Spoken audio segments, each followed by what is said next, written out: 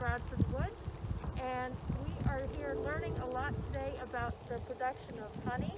This is a great source for local honey, and if you are... Now, did you start with this many hives, or did you start small and then keep growing? Started with 2 hives, and of the 6 hives that are here, 3 of them were spring swarms. So when the bees feel as though their current hive is, the colony is getting too large, about 30 days, they prepare about 30 days in advance, and half of the bees and the fertile queen will leave and go off, and they'll swarm, and they'll land on a branch or a tree. That double box right there next to the single box was a swarm up in the apple orchard. Was last spring, and if you can find them, then they're very docile at that point because they're not protecting the hive, and you just shake them or just brush them into a new box, and that's their home as long as you get the queen. Those 2 right there on the 2 far left, those are local reared queens. Randy McCracken, he does a great job rearing good queens. That's what he does for his business, is make queens and sells them. His hives always do fantastic. They're always very healthy bees.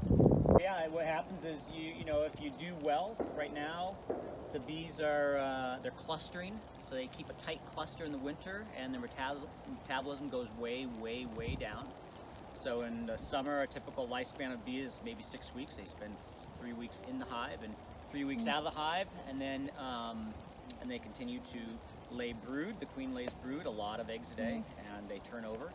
And then in the winter, those bees last anywhere from 1 to 3 months, sometimes 4 months, and they just cluster together. They're not flying, so metabolism slows down, and they just keep each other warm.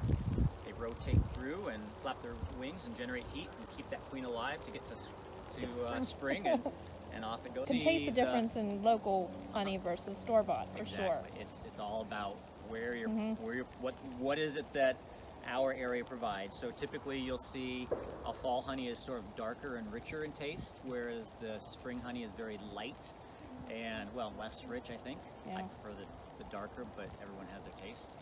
I thought your honey taste had more of a fruity tone than an herby tone to me. I would think so. I don't know if it has anything to do with the orchard, but certainly we have a great spring draw. Our draw in the spring generally is more bountiful than the fall draw. So have you guys been doing this? I feel 3 years, I think. It's definitely Donald's thing. He's in charge. I will help when requested to, but I'm a little afraid of the bees. Not that I need to be. But I don't like to get too close without the garb on. What about the boys? It's been an interesting process, though, to watch Donald learning about it all, and then we've all learned a lot. The boys help some as well.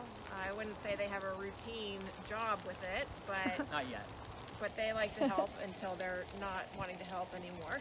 Yeah. They know more than they let on, and it's interesting because you'll be talking, or we'll come and do a hive inspection, and then all of a sudden this little tidbit of info comes out, and they pay attention. And it's a matter of confidence, and as they get older, I expect they're going to help more and more, and hopefully have some hives of their own.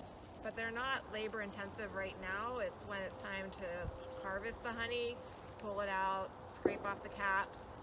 The kids help with that process a fair amount, and then you spin it off of the frames, and then strain it to get any of the impurities out, and then bottle it.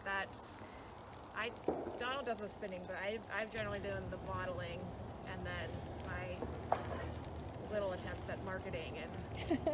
And I guess, is that one of those kind of things where when it is ready, it doesn't care what your plans were for the day, you're responding to the hives, or can you kind of plan for that? Pretty much wait.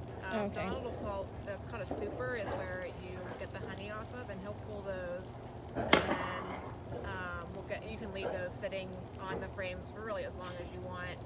We've had a couple times when we've pulled it and then left them sitting away from the bees but not inside yet, and the bees find all that honey, and then they go to town bringing the honey back to their hive. But if you get it inside where the bees can't get to it, it can sit for as long as it wants. Honey never goes bad, which is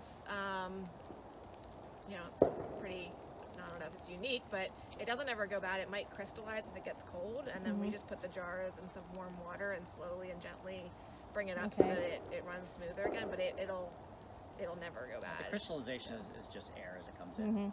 And so where it does crystallize, or will crystallize, can crystallize. I find honey in Egyptian tombs. It's still good to go.